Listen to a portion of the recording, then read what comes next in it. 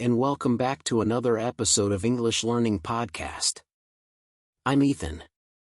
And I'm Leslie. Thanks for joining us today. We're going to have a really fun chat about something that almost everyone enjoys: books, movies, and TV shows. Yes. And here's the twist: we're not just talking about entertainment, we're showing you how discussing these topics can actually help you improve your English. Exactly. Conversations about books and movies are full of useful vocabulary, and they give you the chance to express your opinions, build fluency, and learn new phrases in a fun way. How do you actually start a conversation about books or movies?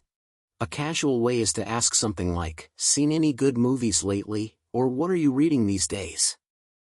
If you want to sound a bit more formal, you could say, "Have you read any interesting books recently?" or "Do you have any film recommendations?" And how would you respond to that? A simple but effective way to reply is to say yes, and then elaborate if you'd like. For example, "Yeah, I just finished a great mystery novel." That's a good way to ease into the conversation, especially if you're not sure how interested the other person is yet.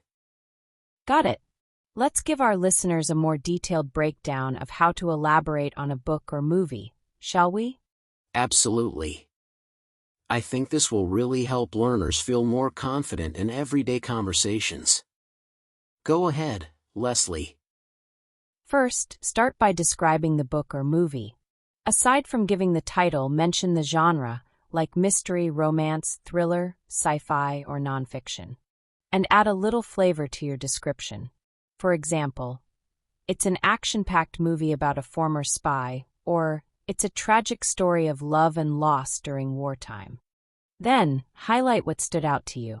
For example, "I just finished a fascinating historical fiction novel about the French Revolution. It was so gripping, I couldn't put it down." That's a great example. What else could someone include? You could mention a specific element that really caught your attention, like a character, a surprising plot twist, or even a message the story conveyed. For example, "I watched a documentary on the Galapagos Islands. The wildlife footage was just stunning." But remember, keep it brief unless the other person seems genuinely interested. If they ask more questions, that's your cue to go deeper. Right, treat it like small talk. If the setting is casual, a general statement like, "Oh yeah, I've been into mystery novels lately," or "I've been watching a lot of old classics recently," keeps the conversation going without needing to share too much. Exactly. So, what else can you bring into the conversation to keep it lively?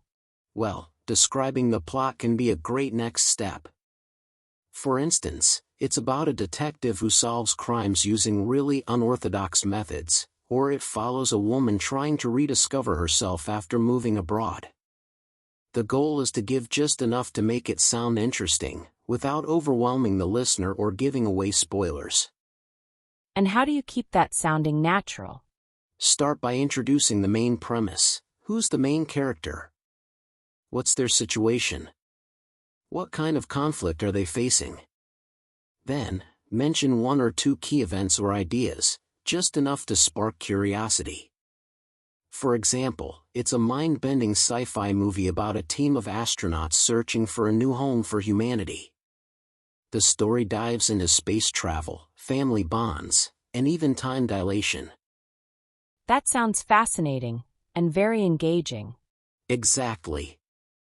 After that, you can share your thoughts on what made it memorable. Was it thrilling? Emotional? Thought-provoking? Adding to that last example, you could say, "It gets intense and emotional, but the visuals and music are absolutely breathtaking." Wonderful. Another thing to explore is the characters. You could say, "The main character was so relatable," or "I loved how the protagonist taught himself to fight despite all the odds." Definitely. Characters are often what stay with us the most. Talking about their strengths and flaws can lead to great discussions. Let's shift gears and focus a bit more specifically on books. What else can we say about them? You can always comment on the writing style. Was it poetic?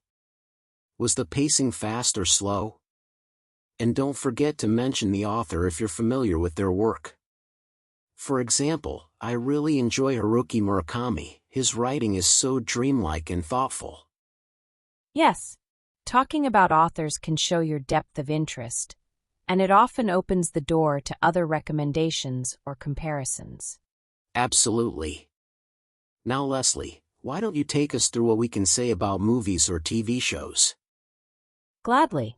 You can talk about the direction, the soundtrack, or the cinematography. For example, the music added so much emotion to the scenes, or the director's style really brought the story to life visually. And now that we've covered the structure of discussing a book or movie, let's take a look at some helpful phrases you can use to express your opinions, and even agree or disagree with someone.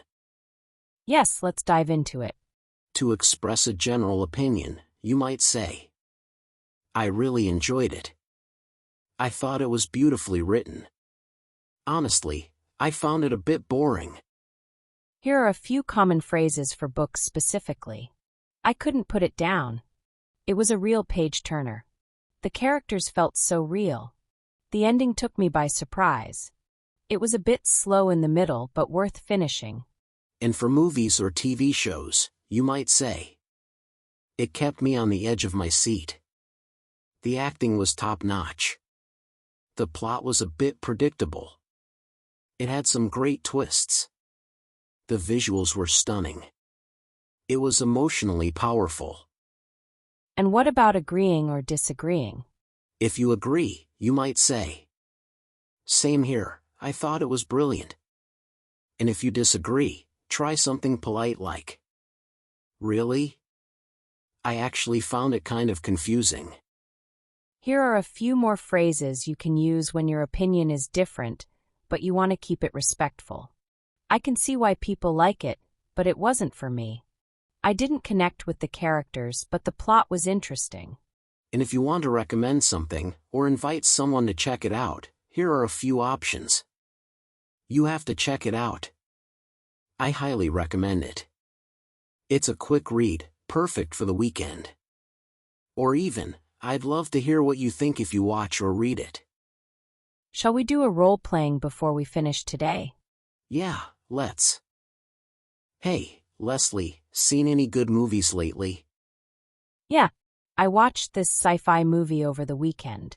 It's called Stellar Drift. It had me on the edge of my seat the whole time. Sounds familiar. What is it about? It's about a group of astronauts trying to save Earth by finding a new planet. The visuals were stunning, and the soundtrack added so much emotion. I highly recommend it. Who was the main character? The lead character was a female genius astronaut. She was so relatable. She had a lot of self-doubt, but she grew into a strong leader. I remembered it now. I think I've seen it last year. I actually found it kind of confusing. Really? I thought the plot was brilliant. I can see why people like it, but it wasn't for me. I just didn't connect with the main character. Oh, is that so? Do you have any good film recommendations then? I'll find you one with a mind-blowing twist. I hope it to your liking. Lately, I'm into reading. I just finished a mystery novel, The Lake House Murders. Total page-turner. Oh, tell me more.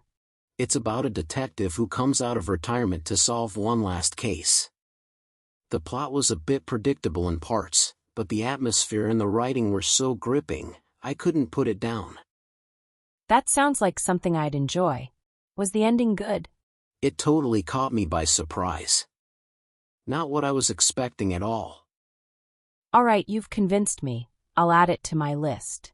Let me know if you read anything else like that. Will do. And I'd love to hear what you think if you check it out. And that brings us to the end of today's episode. We hope this gave you some practical tips and phrases to help you talk about books and movies in English. Remember, these kinds of conversations aren't just fun, they're a great way to build vocabulary, improve your fluency, and connect with others. You don't have to be an expert to share your thoughts, just be curious and open to expressing what you liked or didn't like. Exactly. And don't forget, it's okay to keep things simple at first. Start with easy phrases, then build up your detail as you grow more confident.